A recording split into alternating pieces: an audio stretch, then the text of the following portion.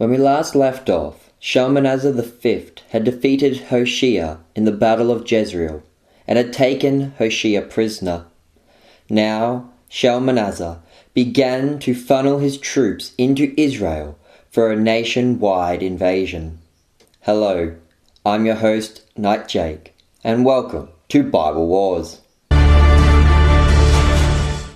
In the year 732 BC, Tiglath-Pileser III had successfully completed the first Assyrian conquest of the northern kingdom of Israel, seizing control of the lands east of the Jordan and the land north of the valley of Jezreel. In the year 724 BC, his son, Shalmanezer V, began the second Assyrian conquest of the northern kingdom. However, Shalmanezer V was not the political and military genius that his father had been. Shalmanezer's invasion of Israel was not as easy as he had thought. Having control of Jezreel, Shalmanezer had opened the gate to Israel, and his troops could spread throughout the land and capture it. The second book of Kings gives us a very brief mention of this invasion.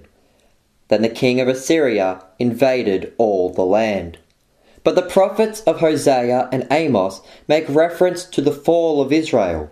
They record such atrocities as the land being plundered, crops being devoured, men, women, and children being killed, pregnant women being ripped open and their babies aborted, live babies being ripped from the arms of their mothers and dashed against the stones.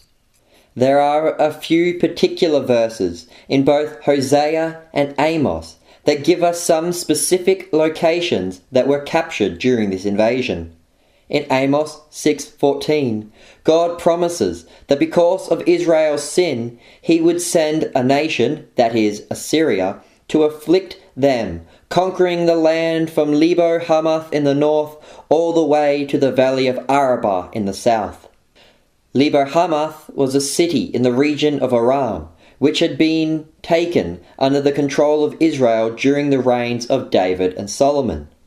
Israel had lost control of it, but had regained the land under King Jeroboam II, as mentioned in part 1 of this series.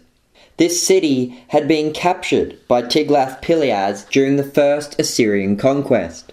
As for the valley of Arabah, this was the area at the north of the Dead Sea, in other words, the southern boundary of the northern kingdom.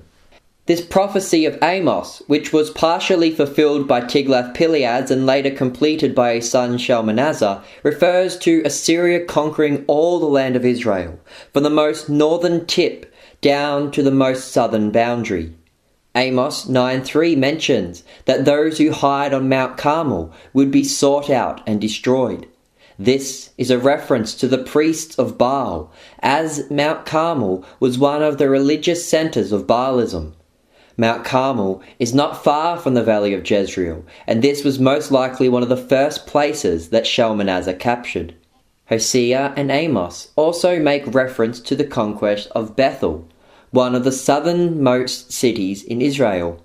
During the reign of Jeroboam I of Israel, he had built 2 golden calves, one at Dan in the north and one at Bethel in the south. The golden calves were different to other false gods. For Jeroboam, like Aaron, taught that the golden calves were the Lord God. That is, he taught that they were a physical representation of Yahweh.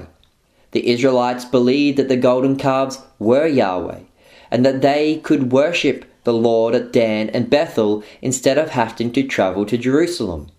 This angered the Lord, and in Hosea the Lord rebukes Israel for, quote, kissing the calves. Now one calf was placed in Dan and the other in Bethel. Dan was north of Jezreel and had been captured by Tiglath-Pileser during the first Assyrian conquest. Bethel was the only place left with a golden calf. In Amos 3:14, God promises that Bethel will be punished. In Amos 5:5, God mentions that Gilgal shall go into exile, but that Bethel will come to nothing. Gilgal and Bethel were 2 cities near the southern boundary of Israel. The people of Gilgal were captured as prisoners of war, but the people of Bethel were utterly destroyed, and the city came to ruin. This was because Bethel had earned the full wrath of God. Hosea 10:5-6 mentions that the golden calf of Bethel was carried off to Assyria as a trophy for the great king Shalmanezer V. The fact that Shalmanezer and his army were able to march all the way to the southern boundary of Israel meant that he had very little resistance inside the nation. The historian George Ruix, in his book Ancient Iraq, believed that Pharaoh Assyrian IV, called So in the Bible, sent some of his troops to help the Israelite resistance in order to keep Assyria occupied and to prevent them from proceeding down into Judah and later into Egypt.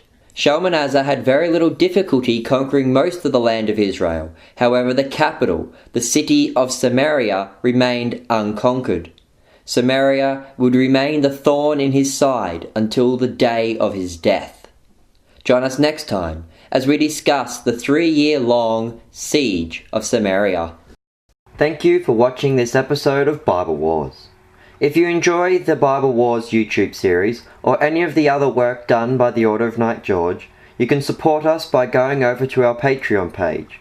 I'll leave a link to our Patreon page in the description below.